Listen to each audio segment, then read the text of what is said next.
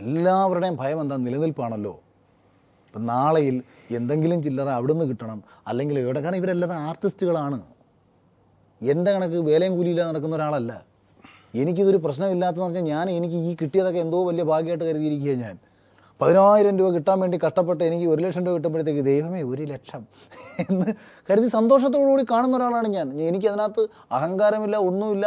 ഇപ്പോഴും ഞാൻ എൻ്റെ വൈഫിനോട് പറയുന്നത്, എടി 12,000 രൂപ മാസം ശമ്പളം മേടിക്കുന്ന സൂപ്പർ മാർക്കറ്റിൽ ജോലിയെടുക്കുന്ന സ്ത്രീകളുണ്ട്, 6,000 7,000 മേടിക്കുന്ന സ്റ്റാഫുകളുണ്ട്. അവരും ജീവിക്കുന്നുണ്ട്.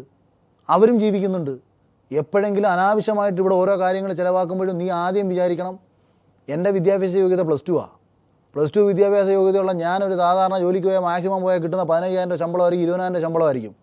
അതിൽ ജീവിക്കേണ്ട സാഹചര്യത്തിൽ ആലോചിച്ച് ജീവിച്ചോണം. കിട്ടുന്നത് പ്ലസ് ആയിട്ടേ കാണാവൂ. ദൈവത്തോട് നന്ദി പറഞ്ഞോണം. അഹങ്കരിക്കരുതെന്ന് എപ്പോഴും ഞാൻ പറയും. കാര്യം എന്താണെന്നറിയാമോ? ഏത് നിമിഷവും ഞാൻ ആ ലെവലിലേക്ക് പോകും. അതാണ് എൻ്റെ ഏറ്റവും വലിയ കോൺഫിഡൻസ്. ഞാൻ ഇങ്ങനെ വിളിക്കും, ഹരി അളിയാ 1,000 രൂപ അയച്ചു, അതിൽ 5 പൈസ എടുക്കാനില്ല, അല്ലെങ്കിൽ ഹരീഷ പൈസ അയച്ചു എന്ന് ഞാൻ പറയും. അതാണ് എൻ്റെ സുഹൃത്തുക്കൾ തരുന്ന 10 രൂപ ജീവിക്കുന്നതിന് എനിക്ക് ഏറ്റവും വലിയ സന്തോഷമായിട്ട് ഞാൻ കാണുന്നത്. അവിടാണ് ഞാനാവുന്നത്. തീർച്ചയായും ഞാൻ ഒരുത്തന്നെ ആശ്രയിക്കാൻ പോകത്തില്ല. അദ്ദേഹം പറഞ്ഞതിനുള്ള മറുപടിയാണ് ഇപ്പോൾ പറഞ്ഞത്. നമ്മളിപ്പോഴും പേര് വെളിപ്പെടുത്താൻ തയ്യാറല്ല എന്ന് പറയുന്നു. പേര് വെളിപ്പെടുത്താത്തത് എനിക്ക് ഇവനെയൊന്നും പേടിച്ചിട്ടൊന്നും അല്ല. ഓക്കെ, പേര് എൻ്റെ അടുത്ത് പറഞ്ഞിട്ടുള്ള ആൾക്കാരുടെ പിന്നെ അവരുടെയും കൂടെ പേര് പിന്നെ ഞാൻ പറയേണ്ടി വരും. ഇരകളുടെ പേര് പറയണ്ട. അതുകൊണ്ടാണ് ഇരകളുടെ പേര് പറയാൻ ഞാൻ ഇവിടെ നിർബന്ധിച്ചിട്ടില്ല. ഇവരെ വേട്ടക്കാരാക്കി മാറ്റണമെന്നുണ്ടെങ്കിൽ ഇതിൻ്റെ കാര്യങ്ങളുമായി ബന്ധപ്പെട്ട് ചാനലിനുള്ളിൽ ഒരു അന്വേഷണം വന്നാലോ, ചാനലിലേക്ക് ഒരു കംപ്ലൈന്റ് കൊടുക്കേണ്ടി വന്നാലോ 100% എൻ്റെ ഉദ്ദേശം എന്താ, എനിക്കിവരെ ചാനൽ, ഇത്രയും വലിയൊരു ചാനൽ, അവരുടെ 2 സ്റ്റാഫിനെതിരെ അഖിൽമാരായിരുന്ന ഒരു വ്യക്തി ആരോപണം ഉന്നയിച്ചു കഴിഞ്ഞാൽ ചാനൽ അഖിൽമാരാണ് വിളിച്ചിട്ട് അഖിൽമാരാർ അവരുടെ പേര് പറയാൻ അത്രയും ബോധമുള്ളവരുള്ള ചാനൽ ഇരിപ്പുള്ളൂ. കിഡ്നി മാറ്റി വയ്ക്കാൻ നടക്കുമോ ഇന്നലെ രാത്രി തൊട്ട്? അത് അഖിലല്ല പറയുന്നുള്ളൂ, അഖില് തന്നെ എല്ലാം പറയുന്നത്. അഖില് പറയുന്നു അവരുടെ പേര് ഇന്ന ആളെന്ന് അഖിലിനറിയാം, അവർ കിഡ്നി മാറ്റി വെക്കാൻ അവർ മറ്റുള്ളവരെ വിളിച്ച് പൈസ എങ്ങനെയെങ്കിലും ഒതുക്കിത്താ മക്കളെ എന്ന് പറയുന്നത് എല്ലാം അഖിലിന്റെ സംശയം. ഞാൻ പറഞ്ഞോട്ടെ, മര്യാദകേട് കാണിച്ചവന് അറിയാം അവൻ കാണിച്ച മര്യാദകേടുകളെ കുറിച്ച്. നമ്മളിപ്പം കേരളത്തിൽ അറിയാവുന്ന ഒരു സെലിബ്രിറ്റി ആയിട്ടുള്ള ഒരാളെ പൊതുമധ്യത്തിൽ അപമാനിക്കുക എന്ന ഉദ്ദേശത്തിലാണ് ഈ പലപ്പോഴും സെലിബ്രിറ്റി സ്റ്റാറ്റസ്. അത് പറയുമ്പോൾ അഖിലിപ്പം ഒരു ഇരയുടെ കാര്യങ്ങൾ പറഞ്ഞു. ദിലീപ് എന്നൊരു വ്യക്തി ഒരു ഇരയുമായി ബന്ധപ്പെട്ട് വലിയ വാർത്ത, ദിലീപിന് പരസ്യമായിട്ട് സപ്പോർട്ട് ചെയ്ത ആളാകില്ല. സപ്പോർട്ട് അതൊരു പെൺകുട്ടിയായിരുന്നു. അഖിൽ അത് മറക്കരുത്. ദിലീപാണ് പ്രതി. പറഞ്ഞിട്ടുണ്ടോ? ഇര പറയാത്തോണ്ടാണ് കോടതി അദ്ദേഹത്തിനെ ജയിലിലടക്കുകയും പിന്നീട് ഇപ്പോഴും കേസ് നടന്നുകൊണ്ടിരിക്കുകയും ചെയ്യും. അന്ന് ദിലീപിന് വേണ്ടി സപ്പോർട്ട് ചെയ്ത ആളാഗ്രഹം. അന്നൊരു ഇര ഉണ്ടായിരുന്നു അവിടെ. ഇപ്പോഴും അന്നവിടെ ഒരു ഇര ഉണ്ടായിരുന്നു. അന്നൊരു ഇര ഉണ്ടായിരുന്നു, മറക്കരുത്. ഒന്നും പറഞ്ഞിട്ടില്ല. ഇര ഉണ്ടായിരുന്നു. അന്ന് അനുകൂലിച്ചിട്ടുള്ളന്ന്. പീഡനത്തിന് വിധേയായ പെൺകുട്ടിക്ക് എല്ലാ അർത്ഥത്തിലുള്ള പിന്തുണ ഞാൻ കൊടുക്കും. പൾസർ സുനി പറഞ്ഞെന്നും പറഞ്ഞിട്ട് മറ്റേ 1 കിലോമീറ്റർ അപ്പുറത്തേക്കുന്ന ഒരു ഫോട്ടോയും കാണിച്ചിട്ട് ദിലീപ് എന്ന് പറയുന്ന ഒരു മനുഷ്യന്റെ ജീവിതം തകർക്കാൻ വേണ്ടി കുറെ എണ്ണം ഇറങ്ങി തിരിച്ചു കഴിഞ്ഞാൽ അത് ഫെമിനിസ്റ്റുകളായാലും ഏതവളുമാരാന്നുണ്ടെങ്കിലും പറയാനുള്ളത് പറയുകയും ചെയ്യും. ഫെമിനിസ്റ്റുകൾ മാത്രമേ പറഞ്ഞിട്ടുള്ളൂ. പിന്നെ ആരാ ഈ മനുഷ്യന്റെ ജീവിതം തകർക്കാൻ എല്ലാത്തിനെയും പറയും. അപ്പൊ അന്ന് എനിക്കത് അതിനകത്ത് ഒരു പ്രശ്നവുമില്ല. അഖിലല്ലെങ്കിൽ ഒരു പ്രശ്നമില്ല. ഇത് വെറുതെ വിടുമ്പോൾ നിങ്ങൾ തിരിച്ചു പറയുമല്ലോ. കോടതി ദിലീപിനെ വെറുതെ വിടുമ്പോൾ പറയുമല്ലോ. പോലീസ് ഒരു എഫ്ഐആറിനകത്ത് ഒരാളെ എഴുതി ചേർക്കാൻ പോലീസുകാർക്ക് ഫ്രോഡ് പരിപാടി കാണിക്കാൻ പറ്റത്തില്ലെന്നാണ് നിങ്ങളുടെ വിചാരം? അല്ല, അത് തന്നെയാണ് ഇവിടെ സമയം. ഇപ്പം ഏഷ്യാനെറ്റിന് കാര്യം പറഞ്ഞല്ലോ. അതുകൊണ്ടാണ് കേസ് കൊടുക്കട്ടെ. എന്നെ അല്ലല്ലോ പീഡിപ്പിച്ചത്. നിങ്ങൾ കുറെ നേരം ചോദിക്കട്ടെ. ഈ കേസ് ഇപ്പൊ എടുത്തിട്ട് ദിലീപിന്റെ കേസ് എടുത്തിട്ടാണ് ഈ കാര്യങ്ങൾ പറഞ്ഞപ്പോൾ സ്ത്രീകൾക്ക് വേണ്ടി സമൂഹം മൊത്തം ആ കുട്ടിക്ക് കൂടെ നിൽക്കുമ്പോൾ അവിടെ നിൽക്കുന്നു, നിങ്ങൾ ഇപ്പറേ നിൽക്കുന്നു എന്ന് പറഞ്ഞു. സത്യത്തിനൊപ്പം ഞാൻ നിൽക്കും. അതാണ് സത്യം. സത്യത്തിനൊപ്പം നിൽക്കൂ. ദിലീപിന്റെ ഭാഗത്താണ് സത്യം. ഞാൻ ഇപ്പം ദിലീപേട്ടൻ്റെ പടം ഇറങ്ങി, ഞാൻ പ്രൊമോഷൻ വന്നിട്ടുണ്ടോ, പോസ്റ്റ് ഇട്ടിട്ടുണ്ടോ? അങ്ങേര് ഞാനിവിടെ നിൽക്കുന്ന ബിഗ് ബോസിന് ശേഷമുള്ള ആകെ ഞങ്ങൾ എയർപോർട്ടിൽ വെച്ചിട്ടൊന്ന് കണ്ടപ്പോൾ ഒരു എടുത്തൊരു ഫോട്ടോ അല്ലാതെ ഞങ്ങൾ വിളിച്ച് സംസാരിക്കുകയോ പിടിക്കുകയോ എനിക്ക് 10 പൈസ തരികയോ ഒന്നും ചെയ്തിട്ടുള്ള ആളൊന്നുമല്ല. പക്ഷേ എന്നെ സപ്പോർട്ട് ചെയ്തില്ലെന്നുണ്ടെങ്കിൽ എനിക്കിതൊന്നുമല്ല വിഷയം. ഒരാളുടെ ഭാഗത്ത് ശരിയുണ്ടെന്ന് നമുക്ക് തോന്നുന്നതിന് വളരെ വ്യക്തമായ കാരണങ്ങളുണ്ടാവും. എനിക്ക് കാര്യകാരണ സഹിതം അന്നത്തെ വിഷയങ്ങളെക്കുറിച്ച് ഞാൻ പഠിച്ച് മനസ്സിലാക്കിയതിന് ശേഷമാണ് അയാൾ ഈ വിഷയത്തിൽ പ്രതിയല്ല എന്ന് എനിക്ക് തോന്നിയത്. അല്ലാതെ കേരള പോലീസ് ഒരാളെ എഫ്ഐആർ ഇട്ട് എന്തുകൊണ്ട് ജയിൽ DGP ശ്രീലേഖയ്ക്ക് തോന്നി ദിലീപ് നിരപരാധിയാണെന്ന്? ശ്രീലേഖ നേരത്തെ തോന്നാമായിരുന്നല്ലോ. അവർക്ക് ഉത്തരവാദിത്തപ്പെട്ട ആരെങ്കിലും അങ്ങനെ പറഞ്ഞ് നിങ്ങൾ കേട്ടിട്ടുണ്ടോ? പറയാമായിരുന്നല്ലോ. അത് ശരി, അങ്ങനെ പറയാമായിരുന്നല്ലോ. ശ്രീലേഖയ്ക്ക് എന്ത് അവർക്ക് അവർ എത്രയും പറഞ്ഞില്ലേ? എത്ര ജയിൽ പുള്ളികളോടൊപ്പമുണ്ട് കരിക്ക് മേടിച്ചുകൊണ്ട് ഇദ്ദേഹത്തിന് മാത്രമേ കഴിഞ്ഞുള്ളൂ. എന്തുകൊണ്ട് തോന്നി? അവിടെ ലീവിനെതിരെ ഒരു തെളിവുമില്ല. എന്താ കോടതിയിലാണ്. ഇനി കോടതിയിൽ ഇങ്ങനെ കേസാണ്. അതിനെക്കുറിച്ച് നമ്മൾ കൂടുതൽ ഞാൻ ഇത് വന്നപ്പം അതിലേക്ക് ഞാൻ ലളിതമായിട്ട് തിരിച്ചൊരു ചോദ്യം ചോദിക്കാം. ഇവിടുത്തെ ഏതെങ്കിലും ഒരു ഊച്ചാളി സ്റ്റാഫ് ആരെങ്കിലും, ക്ഷമിക്കണം കേട്ടാ, ഞാൻ നിങ്ങളെ പറഞ്ഞതല്ല, ഏതോ ഒരു താഴെ തട്ടി വർക്ക് ചെയ്യുന്ന ഒരു സ്റ്റാഫ് അവൻ ഒരു പെൺകുച്ചിനെ ബലാത്സംഗം ചെയ്തിട്ട് ഹൈദർ പറഞ്ഞിട്ടാന്ന് പറഞ്ഞാൽ അന്വേഷിക്കണ്ടേ? പിന്നെ വേണ്ടേ? നിങ്ങളെ തമ്മിൽ കണക്ട് ചെയ്യുന്ന തെളിവുകൾ വേണ്ടേ? അന്വേഷിക്കണമല്ലോ. നിങ്ങൾ പൈസ കൊടുത്തതിന്റെ ഡീറ്റെയിൽസ്, ബാങ്ക് അക്കൗണ്ട് ഡീറ്റെയിൽസ് വേണ്ടേ? ഇതെല്ലാം കിട്ടിയിട്ട് വേണ്ടേ നിങ്ങളെ പിടിച്ചകത്തിടാൻ? അവൻ പറഞ്ഞു എന്ന് പറഞ്ഞിട്ട് പിടിച്ചകത്തിടാൻ പറ്റുമോ? അങ്ങനെയാണെങ്കിൽ ഞാൻ നാളെ പോയി എന്തെങ്കിലും ഒരു തെറ്റ് ചെയ്തിട്ട് മോഹൻലാൽ പറഞ്ഞിട്ടാന്ന് പറഞ്ഞാൽ, അല്ല പിണറായി വിജയൻ പറഞ്ഞാൽ, നരേന്ദ്രമോദി പറഞ്ഞാൽ ഇവരെ പിടിച്ചകത്തിടൂ? ഒന്നും തെളിവില്ലാതെയാണ് പിടിച്ചകത്തിട്ട്. 100% അത് പോലീസിന് ഉറപ്പാണ്. 100% പോലീസ് 376B എന്ന് പറഞ്ഞാൽ എന്താ വകുപ്പ്? 100% 376B എന്ന് പറഞ്ഞാൽ കൂട്ടബലാത്സംഗത്തിൽ നേരിട്ട് ഏർപ്പെടുമ്പോൾ ചുമത്തേണ്ട വകുപ്പല്ലേ? അത് ഈ ക്രിമിനൽ ഗൂഢാലോചന ചുമത്തി ദിലീപിനെതിരെ ചുമത്തേണ്ട കാര്യം എന്തുകൊണ്ടാണ് ആ വിഷയത്തിൽ? ആലുവ ജയിലിൽ പിടിച്ചിരുത്തിയിട്ട് പുള്ളിയെ ഒരു സുപ്രഭാതത്തിൽ പിടിച്ച് അകത്തിടുമല്ലേ? ഇനി ഞാൻ വേറൊരു കാര്യം പറയാം. ഇപ്പോൾ നമ്മളൊരു തെറ്റ് ചെയ്തിട്ടുണ്ടെന്നൊരു ബോധ്യം വരുന്ന സമയത്ത് ഒരു ആരോപണം നമുക്കെതിരെ വരുമ്പോൾ ഏത് വിധേന അമിക്കബിളി സെറ്റിൽ ചെയ്യാൻ വേണ്ടി ശ്രമിക്കും. ദിലീപിനെ പോലെ ഒരാൾ തനിക്കെതിരെ ഇങ്ങനൊരു ആരോപണം വരുന്നുണ്ടെന്ന് കേൾക്കുന്ന നിമിഷം വേണു എന്ന് പറയുന്ന മാധ്യമപ്രവർത്തകനെ വേണുനാഥം എന്നൊക്കെ പറഞ്ഞ് ആക്ഷേപിക്കാൻ പോവില്ല. അതൊരു ബേസിക് പൾസ്. ഞാൻ പറഞ്ഞ ഒരു മനുഷ്യൻ്റെ സാധാരണ ലോജിക്കാണത്. ഞാൻ തെറ്റ് ചെയ്തിട്ടുണ്ടെന്ന് ഞാൻ കുടുങ്ങുമെന്ന് കാണുന്ന ഒരു മൊമെൻറ്റിൽ പൊങ്ങി വരാതെ ഒതുക്കാനേ ശ്രമിക്കൂ. ദിലീപ് വഷളാക്കുകയാണ് ചെയ്തത്. എന്താ കാര്യം? ദിലീപ് അത് ഈ പ്രതിയല്ല. ഇതൊന്നും എൻ്റെ മേളിൽ ബാധിക്കാൻ പോകുന്നില്ല. ആ കോൺഫിഡൻസിലാണ് വിളിച്ചോണ്ടത്. അല്ലെന്നുണ്ടെങ്കിൽ പല ആൾക്കാരും ദുബായിലും മറ്റുള്ള പരിസരങ്ങളിൽ ഒളിവിൽ പോയിട്ടുണ്ടല്ലോ. ഇവിടുത്തെ മന്ത്രിമാർ മുങ്ങുമല്ലോ. ഒരു വിഷയം വരുമ്പോൾ പോലീസിൻ്റെ ചോദ്യം ചെയ്യലിന് മന്ത്രിമാരുടെ മക്കൾ മുങ്ങുമല്ലോ. ഇപ്പോൾ കഴിഞ്ഞ ദിവസം നമ്മുടെ മുഖ്യമന്ത്രി ഒരു ഇത് പറഞ്ഞിട്ട് രാഹുൽ ഗാന്ധി വന്നിട്ട് അദ്ദേഹത്തിനെതിരെ പറഞ്ഞപ്പോൾ, ഞങ്ങൾ ഒന്നിനെയും പേടിച്ചിട്ടുള്ളവരല്ല, ഞങ്ങൾ എന്താണ് മലമറിച്ചിട്ട് ഇന്ദിരാഗാന്ധി അങ്ങനെ ചെയ്തപ്പോൾ ഞങ്ങൾ പേടിച്ചിട്ടുള്ളവരല്ല. ഇതുവരെ വിചാരണയ്ക്ക് പോയിട്ടില്ല. ലാവ്ലിൻ കേസിൻ്റെ വിചാരണയ്ക്ക് ഇതുവരെ പോയിട്ടില്ല. വിചാരണയ്ക്ക് ഉമ്മൻചാണ്ടി പറഞ്ഞാൽ നമുക്ക് കേൾക്കാം. 14 മണിക്കൂർ മുമ്പ് അന്വേഷണ കമ്മീഷൻ മുമ്പിരുന്ന മുഖ്യമന്ത്രിയാണ്. ഒരു വിചാരണ പോലും അതിനുപോലും പേടി. എന്നിട്ട് രാഹുൽ ഗാന്ധിക്കെതിരെ പറഞ്ഞ മുഖ്യമന്ത്രി. അപ്പോൾ അതെന്തുകൊണ്ടാണ്? പോയാൽ കുടുങ്ങും. അന്വേഷണം പോലീസുകാർ പിടിച്ചാൽ കുടുങ്ങും. പക്ഷേ ദിലീപ് പോയിരുന്നു കൊടുത്തു. അയാൾ വിചാരിച്ച് ചോദ്യം ചെയ്തിട്ട് തിരിച്ചു വിട്ട് കളഞ്ഞു. ചോദ്യം ചെയ്യാൻ വിളിച്ച് കയറ്റി പുള്ളിയെ പിടിച്ച് അകത്തിട്ട് കളഞ്ഞു. കുടുക്കി കളഞ്ഞില്ല. അതിനാ ജയിലിൽ പോയി കഴിഞ്ഞാൽ ദിലീപിന് പിന്നെ വേറെ വല്ലതും ചെയ്യാൻ സ്പേസ് ഉണ്ടോ? 86 ദിവസം അതിനകത്ത് കിടന്നു. അതൊക്കെ ആ വകുപ്പിൻ്റെ സ്വഭാവം അതാണ്. 86 ജാമ്യം കിട്ടത്തുള്ളൂ. 20 വർഷം ശിക്ഷിക്കപ്പെടാവുന്ന ഒരു വകുപ്പാണ് 376B, കൂട്ടബലാത്സംഗത്തിന് ഇരയാക്കപ്പെടുന്നവൻ്റെ പ്രതിക്ക് ചുമത്തേണ്ട വകുപ്പ്. അതുകൊണ്ട് അത് നമ്മളെ വിഷയമല്ല.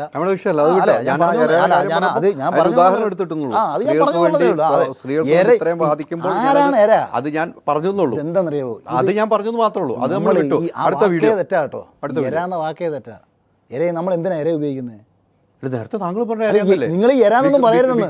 നേരത്തെ പറഞ്ഞ അങ്ങനെയല്ലേ? നമ്മൾ എരാന്നെങ്കിലും പറയരുത്. കാര്യം നമ്മൾ ചൂണ്ടയ്ക്കകത്ത് ഇരയെ കൊളുത്തുന്നതിനാ, മീൻ പിടിക്കാനാ, നല്ല ഒന്നാം തരം സ്രാവിനെ പിടിക്കാനും ഇര ഇങ്ങനെ ഇട്ട് കൊടുത്താൽ മതി.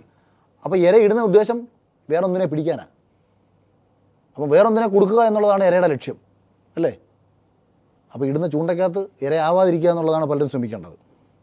കാരണം ഈ ഇരയാക്കിക്കൊണ്ട് ചൂണ്ടയിരുന്ന വേറെ ടീംസ് കാണും. അങ്ങനെയുള്ള കുറേ ടീംസ് മലയാള സിനിമയിൽ ഉണ്ടായിരുന്നു. അതാണ് ദിലീപിന് അറിയാവുന്ന. ദിലീപ് അടുത്ത സമയത്തും പറഞ്ഞത് തന്നെ. അങ്ങനെ ദിലീപിനെ ഇരയാക്കിയതാണ്. ഒരാളെ ഇട്ട് കൊടുത്തിട്ട് അങ്ങനെ ആക്കിയാണ്. അതായത് ഒരു പെൺകുട്ടിക്ക് ഒരു പീഡനം ഉണ്ടാകുന്നു, അത് ഇയാളുടെ തലയിലേക്ക് അടിച്ചേൽപ്പിക്കാൻ വലിയ പ്രയാസമൊന്നുമില്ലല്ലോ. ഇപ്പം ഞാനിത് എന്താണ് ഞാൻ താങ്കളുമായി ബന്ധപ്പെട്ട് പറയുന്നത് കുറച്ചുകൂടെ ലളിതമാക്കി മനസ്സിലാക്കാനാണ്. ഇപ്പോൾ താങ്കളുടെ ഓഫീസിൽ നിങ്ങൾക്കൊപ്പം തന്നെ വർക്ക് ചെയ്യുന്ന ഒരു സ്റ്റാഫും തമ്മിൽ ഒരു വഴക്കുണ്ടാകുന്നു.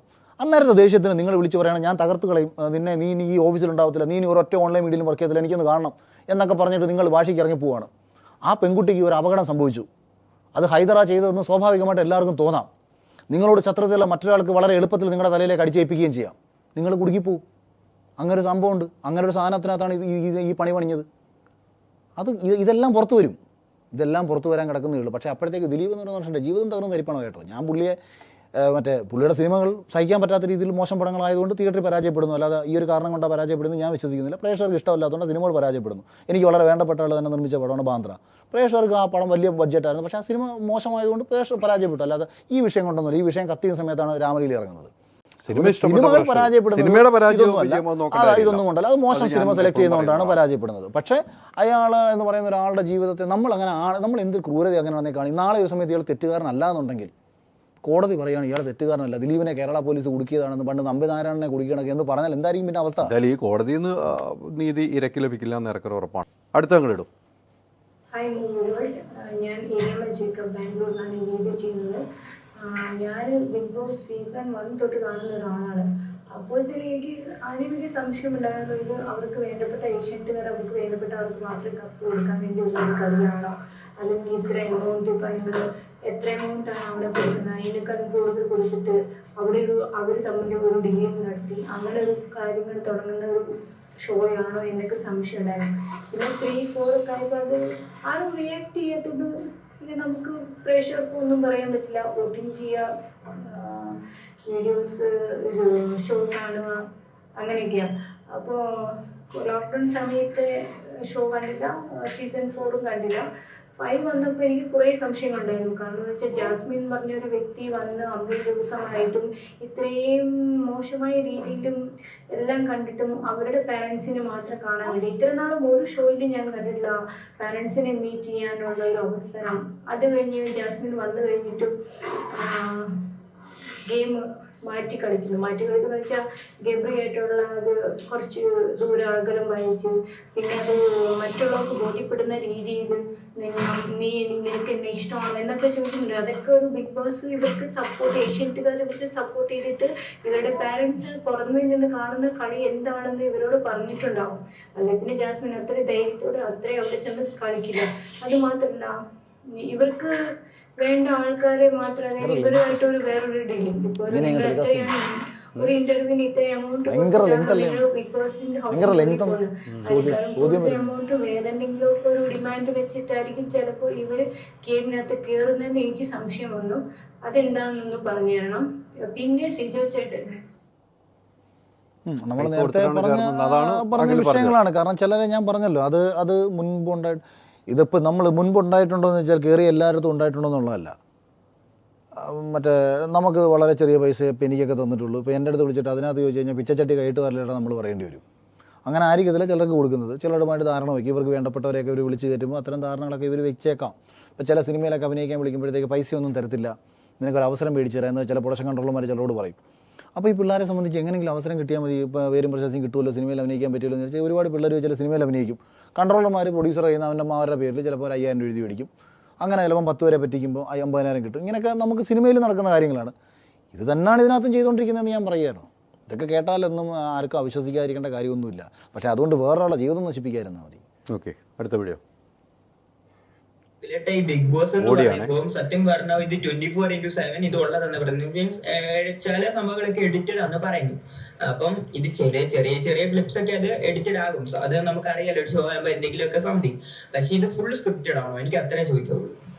ഒരിക്കലുമല്ല. 24/7 എന്ന് പറയുന്നത് റിയൽ 24/7 തന്നെയാണ്.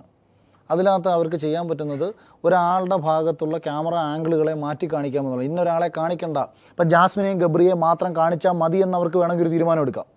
അതുകൊണ്ട് അപ്പുറത്ത് നടക്കുന്ന ഒരു ആക്ടിവിറ്റിയും പ്രേക്ഷകർ കാണാതിരിക്കും. അത് സ്ക്രിപ്റ്റഡെന്നോ എഡിറ്റഡെന്നോ ഉപയോഗിക്കേണ്ട പദമൊന്നുമല്ല. അതാണ് നമ്മൾ കാണുന്നത്. അതാണ് അവർക്ക് അതാണ് കാണിക്കാൻ ആഗ്രഹം.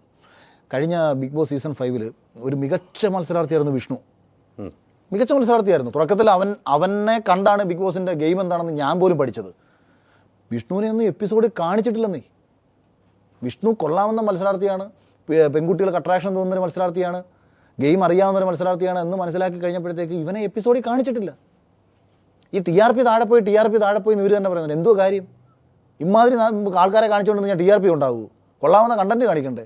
2.5 മണിക്കൂർ സാധനമാണ്. 2.5 മണിക്കൂർ ഒരു ദിവസത്തെ എപ്പിസോഡ് ടെലികാസ്റ്റ് ചെയ്യാൻ വേണ്ടി എൻ്റെ മോഷൻ കട്ട് ചെയ്ത് കൊടുക്കും. അതിനകത്തുനിന്ന് എൻ്റെയും വിഷ്ണുവിൻ്റെയൊക്കെ കണ്ടന്റ് എല്ലാം കട്ട് ചെയ്ത് കളഞ്ഞിട്ട് ഇവർക്ക് താല്പര്യമുള്ള ആൾക്കാരെ സാധനം ടെലികാസ്റ്റ് ചെയ്യും. ഇത് ഏഷ്യാനെറ്റ് സ്റ്റാഫുകൾക്കൊക്കെ അറിയാവുന്ന കാര്യമാണെന്ന് അവർക്ക് തന്നെ ഭ്രാന്ത് പിടിക്കാറുണ്ട്. അതാണ് എഡിറ്റർമാർ പല പിള്ളേരും എൻ്റെ അടുത്ത് പേഴ്സണലി പറയുന്നുണ്ട്, അണ്ണാ ഞങ്ങൾ തൈകിട്ട് ഞങ്ങൾ മറ്റേത് കയറ്റി വിട്ടിട്ടുണ്ടെന്ന് പറഞ്ഞിട്ടുണ്ട്. പിന്നെ അപ്പോൾ ഈ അടുത്ത സമയത്ത് ഞാൻ ഏഷ്യാനിലെ ഒരു എഡിറ്റർ പയ്യനൊക്കെ ഉണ്ട്. അന്നേരം ഇവിടെ മുംബൈയിൽ വെച്ചിട്ട് ഞാൻ ജിയോയുടെ IPL-ൻ്റെ പരിപാടിയായിട്ട് ബന്ധപ്പെട്ട് പോയ സമയത്ത് അവൻ നേരത്തെ ഇതിനകത്തായിരുന്നു വർക്ക് ചെയ്തുകൊണ്ടിരുന്നു പറഞ്ഞിട്ട് അവൻ പറഞ്ഞു അതിനകത്ത് കിടന്ന ഓരോ അഖിലേട്ടനെതിരെ നടത്തിയിട്ടുള്ള ഓരോരോ പരിപാടികളും കാര്യങ്ങളും. അതല്ലേ, ഇവിടെ നിന്നൊരു ചോദ്യം ചോദിക്കാനുണ്ട്. ഓൾറെഡി ചോദിക്കാൻ വെച്ചതിന് ഉള്ള എല്ലാ മറുപടി അഖിലേട്ടൻ പറഞ്ഞ്, എങ്കിലും എന്തായാലും കടമെങ്കിലും ചോദിക്കും. എന്തായാലും ചോദിക്കാന്ന് തന്നെ അല്ല, അഖിലേട്ടൻ ഒറ്റയ്ക്ക് നേടി വന്നതാണല്ലോ, അതുകൊണ്ട് കടം ചോദിക്കാൻ പറ്റില്ലല്ലോ. അത് നേടിയെടുക്കുക. അതിന് പുറമെ ഈ സോഷ്യൽ മീഡിയക്ക് അപ്പുറം അമ്മമാരാണ് ഈ പ്രോഗ്രാം കൂടുതൽ കാണുന്നത് എന്നുള്ളൊരു കാര്യം പറഞ്ഞിട്ടുണ്ടായിരുന്നു. അപ്പോൾ അത് കഴിഞ്ഞിട്ട് ചേട്ടൻ ബിഗ് ബോസിൽ നിന്ന് ഇറങ്ങിയിട്ടാണെങ്കിലും ഈ അയൽക്കൂട്ടത്തിലാണെങ്കിലും അതുപോലെ ഈ തൊഴിലുറപ്പിലൊക്കെ അമ്മയുടെ കൂടെ പോയ വീഡിയോയും കാര്യങ്ങളൊക്കെ നമ്മൾ കണ്ടിട്ടുണ്ട്. അപ്പോൾ ഇവർ ഈ തൊഴിലുറപ്പ് അല്ലെങ്കിൽ ഇതുപോലെ അയൽക്കൂട്ടത്തിലൊക്കെ ഇരിക്കുമ്പോൾ ഇവർ ഇതൊക്കെ ചർച്ച ചെയ്യുമ്പോൾ ഇപ്പോൾ ചേട്ടൻ പറഞ്ഞ ഈ സ്റ്റേറ്റ്മെന്റ് കണ്ടു, ഏഷ്യാനെറ്റിൽ 2 പേരാണ് ഇങ്ങനെ കളിക്കുന്നത്, അല്ലെ ഏഷ്യാനെറ്റിന്റെ ബോർഡ് മെമ്പേഴ്സാണ്, കമ്പനിയിലെ ബാക്കി ഉള്ളവരാണ് എന്നുള്ളൊരു കാര്യം പറയുമ്പോൾ അവരുടെ കണ്ണിൽ അവർ ഈ സോഷ്യൽ മീഡിയയിൽ കാര്യങ്ങളിൽ നിന്ന് മാറിയുന്ന അവർ ഇത് നോക്കി കാണുന്നത് ഇതിൽ മോഹൻലാൽ അല്ലെങ്കിൽ ലാലേട്ടൻ റെപ്രസെന്റ് ചെയ്യുന്ന ഒരു പ്രോഗ്രാമായിട്ടാണ്. അപ്പോൾ ഈ സാഹചര്യത്തിൽ ലാലേട്ടൻ നിസ്സഹായനാണോ? അദ്ദേഹത്തിന് ഇതിലൊരു ഇടപെടലുകളും അല്ലെങ്കിൽ പുള്ളി ഇത് ചെയ്യുന്നതായിട്ടാണ് പുറം ലോകം ഇതിനെ നോക്കി കാണുന്നത്, അതിലാണ് ഇതിന് കൂടുതൽ റീച്ചും കിട്ടുന്നത്. അപ്പോൾ അദ്ദേഹം ഈ കാര്യത്തിൽ നിസ്സഹായനാണോ? ഇത് സോഷ്യൽ മീഡിയയിൽ ഒരുപാട് പേര് ചോദിക്കുന്ന ഒരു ചോദ്യമാണ്. ഇതിനൊരു മറുപടി എന്ന രീതിയിൽ ആരും പറഞ്ഞു കണ്ടിട്ടില്ല ഈ ഒരു ബിഗ് ബോസുമായിട്ട് ബന്ധപ്പെട്ട വിഷയത്തിൽ. അപ്പോൾ അതിൽ താങ്കളുടെ ഒരു നിലപാട് അറിയാൻ അല്ല, താല്പര്യം. ഇതിനകത്തെന്ന് പറഞ്ഞാലേ എനിക്ക് ഒരു വിഷമം തോന്നുന്നൊരു കാര്യം അതാണ്. കേരളത്തിൽ ഒരു വലിയ വിഭാഗം ജനത ഒരുപാട് സ്നേഹിക്കുന്ന ഒരു മനുഷ്യനാണ് മോഹൻലാൽ. ഇദ്ദേഹം ഈ ഒരു പ്രോഗ്രാമിൽ വന്നതിൻ്റെ പുറത്ത് ഒരുപാട് തെറി കുറേ കാലങ്ങളായിട്ട് കേട്ടുകൊണ്ടിരിക്കുന്നുണ്ട്. അതിൻ്റെ ഒരു പരിസരം ഏറ്റവും പീക്കിലെത്തി എന്ന് പറയുന്ന ഒരു സീസണാണ് ഇത്തവണ ഉണ്ടായിക്കൊണ്ടിരിക്കുന്നത്. ഇതിൽ ഇദ്ദേഹത്തെ സംബന്ധിച്ച് ഇദ്ദേഹത്തിന് എഴുതി കൊടുക്കുന്ന സ്ക്രിപ്റ്റുകൾ അവർ പറയുന്നതിനനുസരിച്ച് വന്ന് പറഞ്ഞിട്ട് പോകുക എന്നുള്ളതിനപ്പുറത്തേക്ക് അദ്ദേഹത്തിൻ്റെതായിട്ടുള്ള അഭിപ്രായങ്ങൾക്ക് പൊതുവെ അദ്ദേഹത്തിൻ്റെതായ അഭിപ്രായങ്ങൾ ആരിലേക്ക് അടിച്ചേൽപ്പിക്കാറില്ല. ഞാൻ മനസ്സിലാക്കിയിട്ടുള്ള ലാലേട്ടൻ, അല്ലെന്നുണ്ടെങ്കിൽ സിനിമയിൽ മറ്റുള്ളവർ പറഞ്ഞറിഞ്ഞിട്ടുള്ളൊരു ലാലേട്ടൻ പൊതുവെ തൻ്റെ ജോലി എന്താണോ അത് അവിടെ വന്ന് ചെയ്തിട്ട് പോകാൻ ഇഷ്ടപ്പെടുന്ന ഒരാളാണ് ഞാൻ. ഇപ്പം മലയാളത്തിലെ മമ്മൂക്കയും മോഹൻലാലിനെയും വ്യത്യാസപ്പെടുത്തി മമ്മൂക്കയായിരുന്നു ബിഗ് ബോസിൻ്റെ ഹോസ്റ്റ് എന്നുണ്ടെങ്കിൽ അദ്ദേഹം വിളിച്ചിട്ട് ഇതെന്തോന്ന് കോപ്പിലെടുത്ത് എഴുതി വെച്ചേക്കുന്നത്, എൻ്റെ പട്ടി ചോദിക്കും, എനിക്കറിയാം എന്തോ ചോദിക്കണം എന്നുള്ള കാര്യം. എപ്പിസോഡിനകത്ത് 1-2 നമ്മൾ എന്നെ കാണിക്കുക, ചോദിക്കുന്ന സാധനങ്ങൾ എന്നെ വിഷ്വലി കാണിക്കുക എന്ന് കണ്ടിട്ട് അദ്ദേഹം ചിലപ്പം അദ്ദേഹത്തിൻ്റെ അഭിപ്രായം പറയും. അത് വേണമെങ്കിൽ എൻ്റെ മോഷൻ എന്ന് പറഞ്ഞാൽ കമ്പനിക്ക് അറിയില്ല, അങ്ങനെ മമ്മൂക്ക അങ്ങനെ ആണെങ്കിൽ നമ്മുടെ ഹോസ്റ്റ് ആവാൻ നമുക്ക് താല്പര്യമില്ല, നിങ്ങളെ ഈ കോൺട്രാക്ട് കഴിഞ്ഞാൽ നമുക്ക് മാറ്റും, കാരണം ഞങ്ങൾക്ക് ഞങ്ങളുടെ പ്ലാൻ നടപ്പിലാക്കണം, അല്ലെങ്കിൽ ഏഷ്യാൻ്റെ ഞങ്ങളുടെ പ്ലാൻ നടപ്പിലാക്കണം എന്നൊക്കെ പറഞ്ഞ് ഒഴിവാക്കാതിരിക്കാം. പൊതുവെ പക്ഷേ ലാലേട്ടൻ പറയുന്നതാണ് ജനം മൊത്തം കേൾക്കുന്നത്.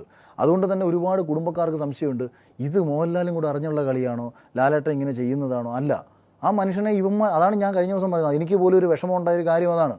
മോഹൻലാൽ എന്ന് പറയുന്ന മനുഷ്യനോടെങ്കിലും ഒരു നീതി പുലർത്തണ്ടേ? ഇത്രയും തെറി, അതാ ഞാൻ പറയാം, ബിഗ് ബോസിൽ നേരത്തെ ഞാൻ ഒരുത്തിൻ്റെ കാര്യം പറഞ്ഞ കണക്ക് അത്രയും തെറി വിളിച്ച് മോഹൻലാലിനെ ആക്ഷേപിച്ചുകൊണ്ട് അവനൊരു വീഡിയോ ഇട്ട സമയത്ത് ഞാനത് അവർക്ക് അയച്ചു കൊടുത്തു, ഇതിനെതിരെ ഒരു കേസ് കൊടുക്കുന്നില്ലെന്ന് ചോദിച്ചു. അങ്ങനെ യവന്മാരൊക്കെ അങ്ങനെ പലതും പറയും, നമ്മളെന്തിനാ ഇവനെയൊക്കെ മൈൻഡ് ചെയ്യാൻ പോകുന്നത്, ഇവൻ ബിഗ് ബോസിൽ കയറാൻ വേണ്ടി നടന്നൊരുത്തനാണ്, ഇവനെയൊക്കെ ആരും മൈൻഡ് ചെയ്യുന്നുള്ള രീതി പറഞ്ഞു. അവരല്ല കാര്യം എന്തെന്ന കാര്യം, ഇവർക്കൊരു പ്രശ്നമില്ല. ഇവരുടെ ഈ പിന്നിൽ നിന്ന് എഴുതി കൊടുത്തിട്ട് തെറിവിളി ഏൽപ്പിക്കുന്ന മോഹൻലാലിനെയാണല്ലോ. മോഹൻലാൽ രാവിലെ തൊട്ട് ഫേസ്ബുക്കിൽ കയറി കുത്തിക്കൊണ്ടിരിക്കുക, ആറാട്ട് സന്തോഷിൻ്റെ വീഡിയോ കാണാനും മറ്റവൻ്റെ വീഡിയോ കാണാനാണോ? അല്ലല്ലോ. അദ്ദേഹം ഇതൊന്നും അറിയാം, ഒരു കുന്തത്തെക്കുറിച്ചും അദ്ദേഹം അറിയുന്നില്ല. അതുകൊണ്ട് തന്നെ അദ്ദേഹത്തിന് ഈ പുറത്ത് ബിഗ് ബോസ് ഷോയിലൂടെ അദ്ദേഹം അനുഭവിക്കുന്ന അദ്ദേഹത്തിൻ്റെ ഒപ്പമുള്ള ആൾക്കാരുടെ വിഷമം, അദ്ദേഹത്തിൻ്റെ ഒപ്പമുള്ള ആൾക്കാരാണ് ഇതിനകത്ത് സത്യം പറഞ്ഞാൽ വല്ലാത്ത വിഷമം അനുഭവിക്കുന്നത്. അവരാണ് ഇത് മൊത്തം നിന്ന് കാണുകയും കേൾക്കുകയും ചെയ്യുന്നത്. പുള്ളി എടുത്ത് ചോദിക്കുമ്പോൾ പുള്ളി പറയും, അത് മോനെ പൊട്ടുമോനെ സമൂഹം എന്തെങ്കിലും പറയാം, നമുക്ക് എന്താ വേണം വിട്ടരു എന്ന് പറയും. പക്ഷെ പുള്ളി അറിയണം, പുള്ളിയിലൂടെ കേൾക്കുന്ന ഒരു വലിയ ജനത തെറ്റിദ്ധരിക്കപ്പെടാനും പാടില്ലല്ലോ. ഞാൻ കഴിഞ്ഞ ദിവസം ഹോട്ട്സ്റ്റാറിൽ ലാലേട്ടനെ തെറ്റിദ്ധരിപ്പിച്ചിട്ടുള്ള രീതിയിലൊരു വീഡിയോ 50ാമത്തെ ദിവസം ആയപ്പോഴത്തേക്ക് ഈ സീസൺ 6 മലമറിച്ചെന്ന്, അതൊക്കെ കണ്ടപ്പോഴാണ് കൂടുതലും ദേഷ്യം തോന്നുന്നത്. മോഹൻലാൽ അവിടെ വന്ന് ചെയ്യുന്നത് ലാലേട്ടൻ അവർ കൊടുക്കുന്ന ഒരു സ്ക്രിപ്റ്റിനനുസരിച്ചിട്ട് അത് മാത്രം ചെയ്യുന്നു, കൂടുതലും പറഞ്ഞിട്ട് പോവുകയാണ്. കഴിഞ്ഞ സീസണിൽ അതാ ഞാൻ പറഞ്ഞത്, ലാലേട്ടൻ 1-2 സംഭവങ്ങൾ കണ്ടിട്ട് ലാലേട്ടനെ ചോദിക്കണമെന്നുള്ള ഇത് ചോദിക്കണ്ടേ നമുക്ക്, ഇതൊരു പ്രധാനപ്പെട്ട കാര്യമല്ലേ എന്ന് ലാലേട്ടൻ ചോദിച്ചപ്പം അത് വേണ്ട, അത് ചോദിക്കണ്ട, കാര്യം അത് ചോദിച്ചു കഴിഞ്ഞാൽ അഖിൽമാരാർ ചിലപ്പോൾ വായ്പ കിട്ടും, മറ്റേ ആൾക്ക് മോശമാകും, അതുകൊണ്ട് അത് വേണ്ട അങ്ങനെ പറഞ്ഞു. അങ്ങനെ ഒരു സംഭവം ഉണ്ടായി. ലാലേട്ടനത് ഇഷ്ടപ്പെട്ടില്ലെന്ന് കൂടെ നിന്നൊരാളെ എൻ്റെ അടുത്ത് പറയുകയും ചെയ്തു. കാരണം ലാലേട്ടൻ അതുവരെ ഈ അടുപ്പമുള്ള ആളെ അദ്ദേഹം പേര് വിളിച്ച് സംസാരിക്കും. ഈ ദേഷ്യം വന്ന സമയത്ത് പുള്ളി പിന്നെ സാർ പറയൂ എന്നായി. അങ്ങനെ ലാലേട്ടൻ്റെ ടോൺ പോലും മാറി. ലാലേട്ടന് ഇത് ചോദിക്കേണ്ടതല്ലേ, ഇതൊരു മോശം ആക്റ്റീവ് അല്ലേ എന്ന് പറഞ്ഞപ്പം അത് അങ്ങനെയൊക്കെ ചെയ്യാം.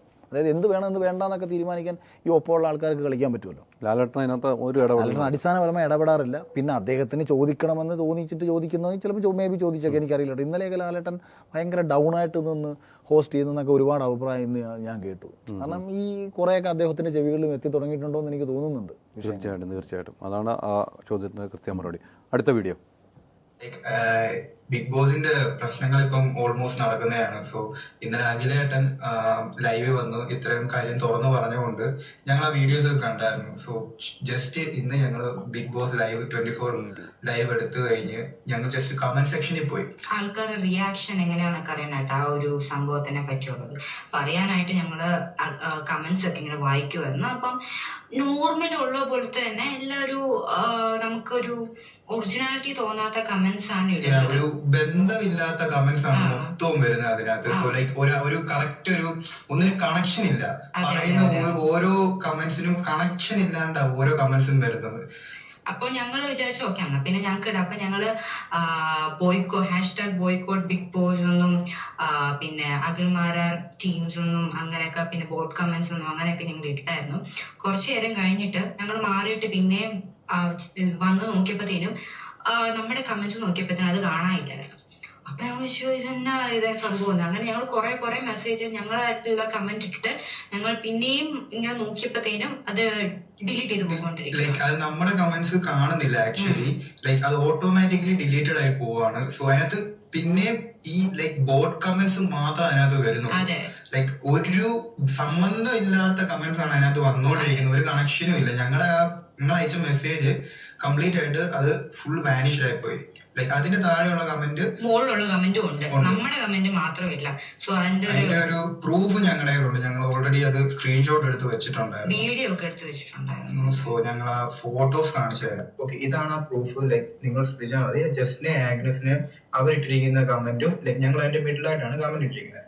ഇപ്പൊ അതിന്റെ ലൈക്ക് ഞങ്ങൾ ഇട്ട് കഴിഞ്ഞ് കുറച്ച് കഴിഞ്ഞ് പിന്നെ നോക്കുമ്പോൾ ആ കമന്റ്സ് അവിടെ കാണാറുണ്ട്. അത് ശ്രദ്ധിച്ച് നോക്കിയാൽ മതി. ജസ്ന ആഗ്നസ് ഞങ്ങൾ ഇട്ട കമന്റ് അതിന്റെ മിഡിലായിട്ടില്ല.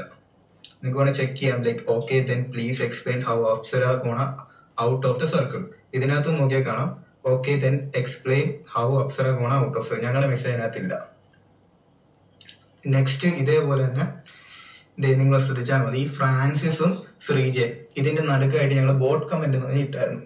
അപ്പം അതേപോലെ തന്നെ ഈ സെയിം ഇത് തന്നെ ഫ്രാൻസിസ് ശ്രീജ കണ്ടോ, ഞങ്ങളുടെ കമന്റ് അതിനകത്തില്ല. ബോട്ട് കമന്റ് എന്ന് ഞങ്ങൾ ഇതിനകത്തും Ansiba note well, Ansiba note well, അത് ക്ലിയർ ആയിട്ട് നിങ്ങൾക്ക് കാണാം. ഇതേപോലെ തന്നെ വേറെ എക്സാമ്പിൾ ആണ് ശ്രദ്ധയും സേതു ലക്ഷ്മി. ഞങ്ങൾക്ക് ബോട്ട് കമന്റ് ആയെന്ന് മനസ്സിലായതിനു ശേഷമാണ് ഞങ്ങൾ ഈ മെസ്സേജ് ഇട്ടത്. ഓക്കെ, അതിന്റെ സെയിം ഇത് തന്നെ നോക്കിയാൽ ശ്രദ്ധ സേതു ലൈക്ക് അതിന്റെ മിഡിലായിട്ട് ഞങ്ങളുടെ മെസ്സേജ് ഇല്ല. അല്ല ഇത് ഇപ്പം ഇത് ചോദ്യം കൊണ്ടത് കാര്യമായി. ഇതിപ്പോൾ ഒരു ചോദ്യം അല്ലെങ്കിൽ ഇതൊരു ഇൻഫർമേഷൻ കൂടിയാണ് നമുക്ക്. അതായത് ഞാനിതൊന്നും എനിക്കിങ്ങനെ കമൻറ്റ് ഇടാമെന്ന് ഞാൻ ഇവർ പറയുമ്പോഴാണ് അറിയുന്നത്. 100% അവർ ചെയ്യും. ഇപ്പോൾ ഹോട്ട്സ്റ്റാറിനകത്ത് ഞാനൊരു കമൻറ്റ് ഇടുകയും അതിൻ്റെ അടിയിൽ ഒരുപാട് ആൾക്കാർ വന്ന് അതിന് സമാനമായിട്ട് സപ്പോർട്ടിങ് അഭിപ്രായങ്ങൾ രേഖപ്പെടുത്തുകയും ചെയ്തപ്പോൾ പലതും ഇവർ റിമൂവ് ചെയ്തുകൊണ്ടിരുന്നു. അതായത് ഇവർക്ക് എഗൻസ്റ്റായിട്ട് വരുന്നതെല്ലാം ഇവർ റിമൂവ് ചെയ്യുകയാണ്. ഇപ്പോൾ ഇവരുടെ ഉദ്ദേശം എന്താണെന്നറിയാമോ? കഴിഞ്ഞ സീസണിൽ ഞാൻ വിജയിച്ചതിനകത്തുള്ള അരിശവും ഫ്രസ്ട്രേഷനും എല്ലാം ഉള്ളിൽ കിടക്കുന്ന ഇവർക്ക് ഇവരാൽ നിയന്ത്രിക്കപ്പെടുന്ന സീസൺ 6 എന്തോ അതിഗംഭീരമാണെന്ന് ഇവർക്ക് വരുത്തി തീർത്തേ പറ്റൂ. കാരണം ഇവർ ഇൻറ്റേർണലി ഇവർക്ക് കുറേ പ്രശ്നങ്ങളുണ്ടല്ലോ. ഇൻറ്റേർണലായിട്ട് പല ആൾക്കാർക്കിടയിൽ ഇവർക്ക് അല്ലാതെ ഇപ്പം പുറത്തുള്ള ജനതയുടെ മുമ്പിൽ ഇവർക്ക് എന്ത് പ്രൂവ് ചെയ്യാനോ ഒന്നുമല്ല. ഇൻറ്റേർണലായിട്ട് ഇവരുടെ മുമ്പിൽ വിജയിക്കാൻ വേണ്ടിയിട്ട് അതാണ് കഴിഞ്ഞ സീസൺ 5 എപ്പിസോഡ് ഏഷ്യാനെറ്റ് പ്ലസ്സിലിട്ട് അതിന് ഭയങ്കരമായ രീതിയിൽ റീച്ച് കിട്ടിയ മൊമെൻറ്റിൽ ഇത് റിമൂവ് ചെയ്ത് കളയാനുണ്ടായിട്ടൊരു ചേതോവികാരം അവിടെ. കാര്യം സീസൺ 6 ആൾക്കാർക്ക് നാണക്കേടുണ്ടാവും. സീസൺ 5 കണ്ടന്റുകൾക്ക് കൂടുതൽ റീച്ച് കിട്ടിക്കഴിഞ്ഞാൽ സീസൺ 6 ആൾക്കാർക്ക് അപ്പോൾ അത് റിമൂവ് ചെയ്യുകയും ഇപ്പോൾ ഈ കാണിക്കുന്ന ബോട്ട് കമൻറ്റുകൾ അടിച്ചു കയറ്റി അല്ലെന്നുണ്ടെങ്കിൽ എനിക്കിപ്പം നിങ്ങൾ നേരത്തെ പറഞ്ഞതിനകത്ത് സംശയമുണ്ട്. ഈ TRPയുടെ കാര്യത്തിൽ ഫേക്ക് ആണോ? അതിനകത്ത് പരസ്യ കമ്പനികൾ ഇവന്മാർക്ക് കാശ് കൊടുത്തിട്ടുള്ള പരസ്യ കമ്പനികൾ സീരിയസ് ആയിട്ട് എടുക്കണം. കാരണം പല ആൾക്കാരും വന്ന് ചോദിക്കുന്നത് ഇത് എങ്ങനെ TRP കൂടുമെന്ന് ഈ ഷോയ്ക്ക്. എൻ്റെ അടുത്ത് തന്നെ സംസാരിച്ചിട്ടുള്ളതിൽ 90% ആൾക്കാരും ഈ സീസൺ കാണുന്നില്ലെന്നാണ് പറഞ്ഞത്. 90% ആൾക്കാരും സീസൺ കാണുന്നില്ല. ഇവിടെ ഇരിക്കുന്നവർ തന്നെ നമുക്ക് ചുമ്മാതെ ഒരു പോൾ എടുത്ത് നോക്കാം. അല്ലെങ്കിൽ നിങ്ങൾ നാളെ നിങ്ങളൊരാളെ വിട്ടിട്ട് ഒരു പരസ്യമായിട്ടുള്ള എവിടെയെങ്കിലും പോയിട്ട് നിങ്ങളൊരു ഇതെടുത്ത് നോക്കൂ, ഓഡിയൻസ് പോൾ എടുത്ത് നോക്കൂ. ഈ TRP ഇവന്മാർ എവിടെ നിന്ന് എടുത്തിട്ട് കൂട്ടുന്നതാണ്? ഇവന്മാർ പച്ചയ്ക്ക് പറ്റിക്കുകയാണ്. അങ്ങനെയാണെന്നുണ്ടെങ്കിൽ പരസ്യ കമ്പനികളെ കൃത്യമായിട്ട് ഇതെടുക്കണം. കഴിഞ്ഞ സീസണിൽ പിന്നെ TRP കുറയാൻ വേറെ കാര്യങ്ങളുണ്ട്. 50+ ഇല്ലായിരുന്നു. കാരണം ഈ പരസ്യ കമ്പനികൾക്ക് വേണ്ടത് 50 വയസ്സിന് 40 വയസ്സിന് താഴെയുള്ള പുതിയ ആൾക്കാർ എത്ര കാണുന്നുണ്ടെന്നുള്ളതാണല്ലോ. ഇപ്പം പറയാൻ പറ്റില്ല 50+ എടുത്തിട്ടുണ്ടോയെന്ന്. വീട്ടിൽ നിന്ന് കാണുന്ന പ്രായം ചെന്ന ആൾക്കാരുടെ ലിസ്റ്റും കൂടെ എടുത്തു കഴിഞ്ഞാൽ ചിലപ്പോൾ മേ ബി TRP ആ ലെവലിൽ കൂട്ടിക്കാണിക്കാം.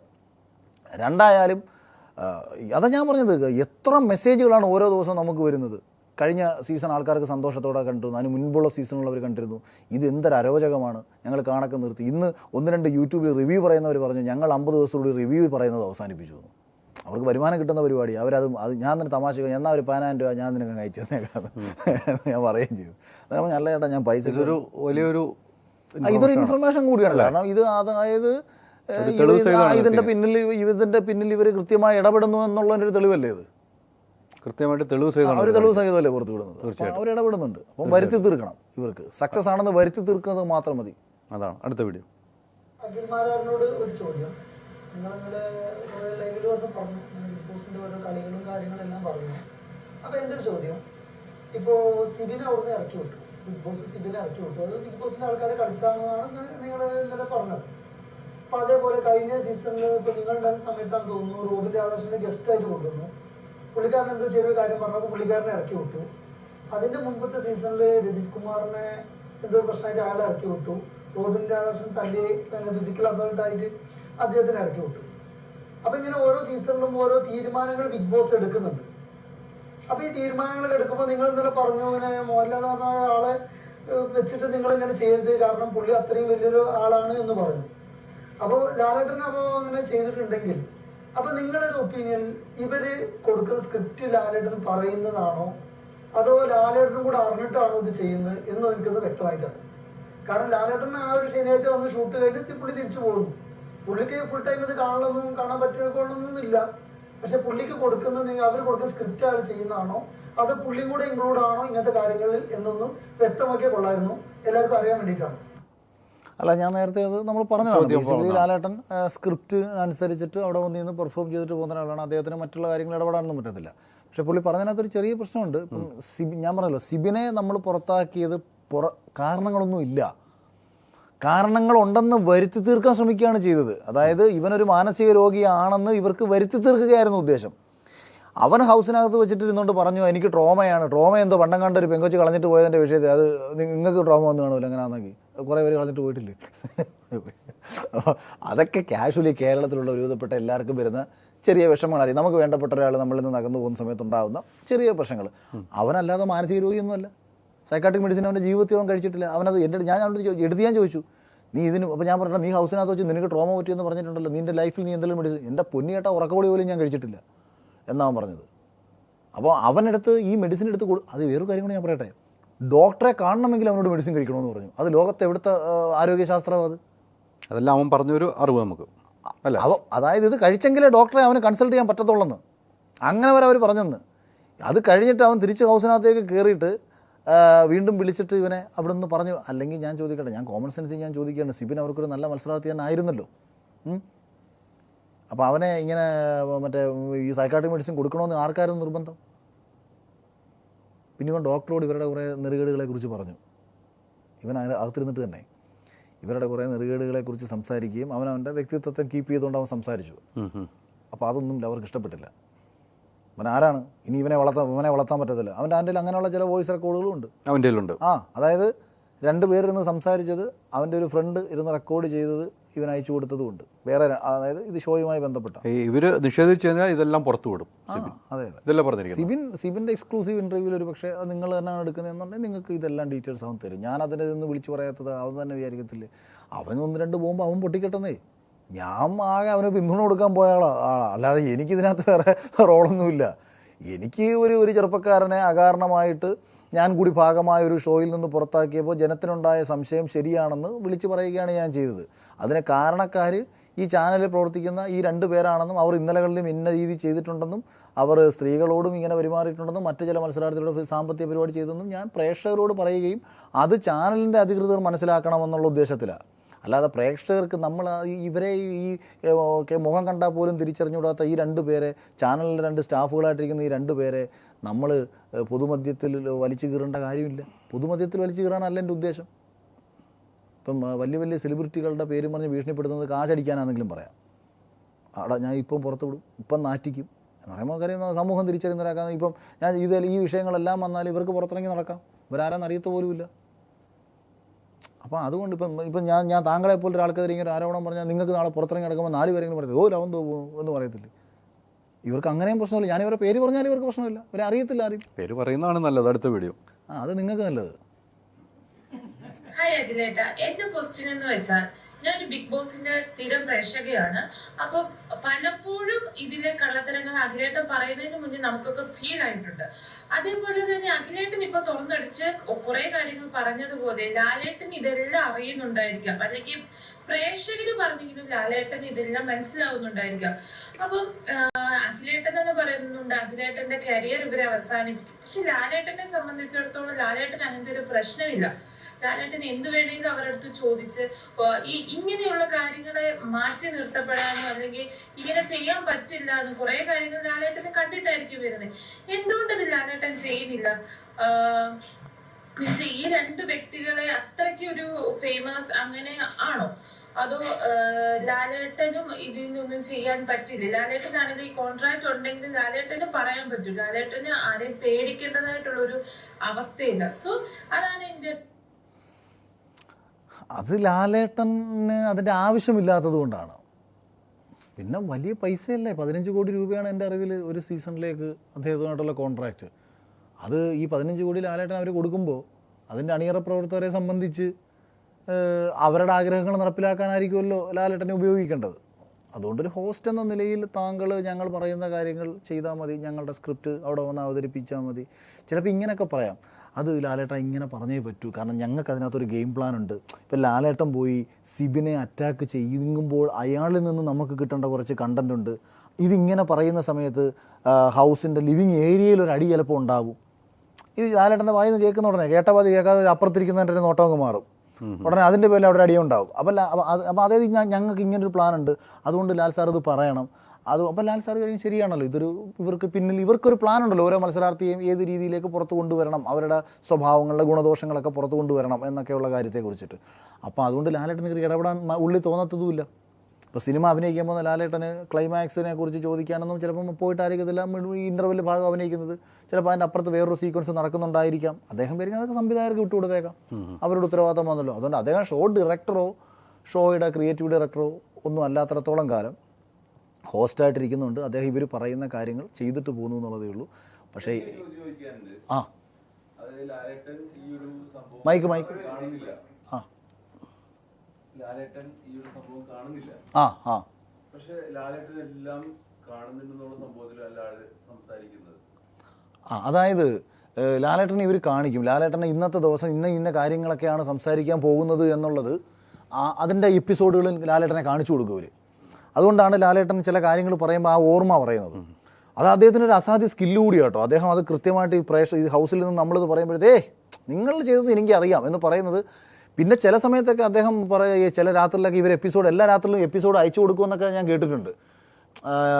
അതായത് എല്ലാ രാത്രിയിലും ലാലേട്ടൻ എപ്പിസോഡ് അയച്ചു കൊടുത്തിട്ട് ഇപ്പോൾ ഞങ്ങളെ സീസണിലൊക്കെ പറയും ഇതെന്തിനാണ് ഈ കുട്ടികൾ ഇങ്ങനെ എപ്പോഴും കിടന്ന് അടിയും മഴക്കുണ്ടാക്കുന്നത് എന്നൊക്കെ ലാലേട്ടൻ റിയാക്ട് ചെയ്ത കാര്യങ്ങളെക്കുറിച്ച് എന്നോട് പറഞ്ഞിട്ടുണ്ട്. ചിലപ്പോഴൊക്കെ രാത്രി അദ്ദേഹം ഫ്രീ ആയിട്ടിരിക്കുന്ന സമയത്ത് അദ്ദേഹം ഇരുന്ന് കാണുമെന്നൊക്കെ പറഞ്ഞിട്ടുണ്ട്.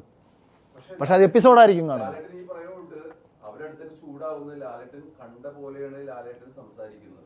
അത് പുള്ളി അസാധ്യ ആക്ടറല്ല. ഇനി നമ്മൾ അദ്ദേഹത്തിൻ്റെ അഭിനയശേഷിയെ ചോദ്യം ചെയ്യാൻ പറ്റുമോ? ആരും പുള്ളിക്ക് അവിടെ ചൂടാകണം. കാരണം ചൂടാകുന്ന ആ മൊമെൻറ്റിൽ തന്നെ ലാലേട്ടൻ പിന്നീട് അത് കട്ട് ചെയ്തിട്ട് ചിരിച്ച് സംസാരിക്കുമല്ലോ അവരടുത്ത്. അതായത് കാരണം ഈ ലാലേട്ടൻ ചൂടാകുമ്പോഴാണ് ഇവർ പേടിക്കുന്നത്. പിന്നെ ഇതിലൊരു കോമഡി ഉണ്ട്. ഇപ്പോൾ കഴിഞ്ഞ സീസണിൽ ഫസ്റ്റ് വിഷയം മധു വിഷയം തൊട്ട് എൻ്റെ അടുത്ത് എൻ്റെ എല്ലാം പറഞ്ഞു.